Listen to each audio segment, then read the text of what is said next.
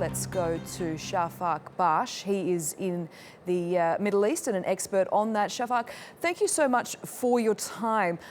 In the last week, we've seen Iran release 10 US sailors. We've seen this prisoner swap deal, and now we are on the brink of this nuclear deal as well. It's a pretty momentous occasion. What is the bigger picture here?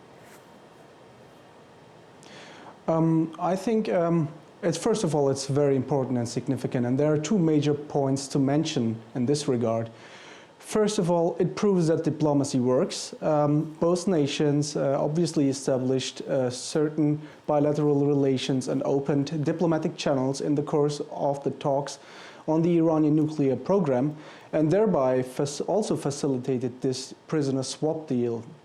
And secondly, in terms of this deal, it is important to keep in mind that roughly a week ago, as you said, the Iranian Revolutionary Guards detained some 10 to 15 US sailors after entering Iranian territory in the Persian Gulf.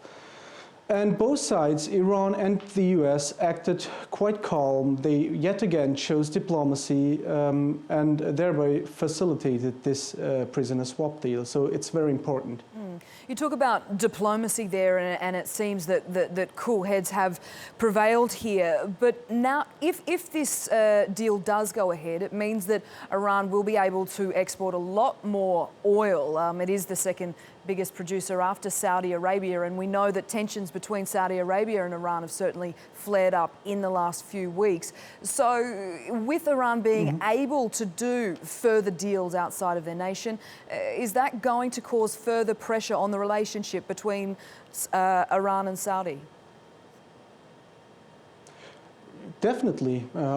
This is probably the reason why why Riyadh did not embrace the nuclear deal, and Riyadh will also not embrace the prisoner swap deal between the US and Iran, since it will certainly interpret this measure as some kind of US-Iranian rapprochement.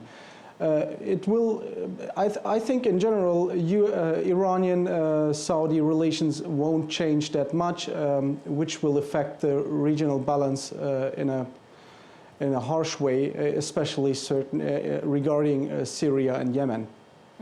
And Safak, finally, we heard Mohammad Javad Zarif, Iran's foreign minister. He was saying today that it is a good day for Iran and indeed the world. Are you able to take us through some of what these sanctions have cost the Iranian people in the past?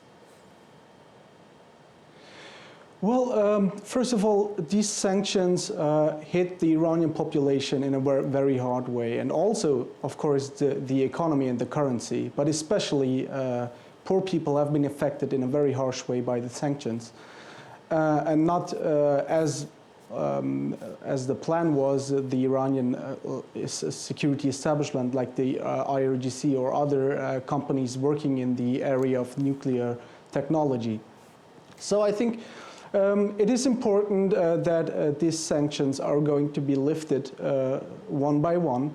Iran is slowly becoming, or will slowly becoming a full-fledged member of the international economy. Iran is a huge market, a young population that will also serve Western countries, international companies with opportunities to make business with Iranians, and will further facilitate relations between the world and Iran.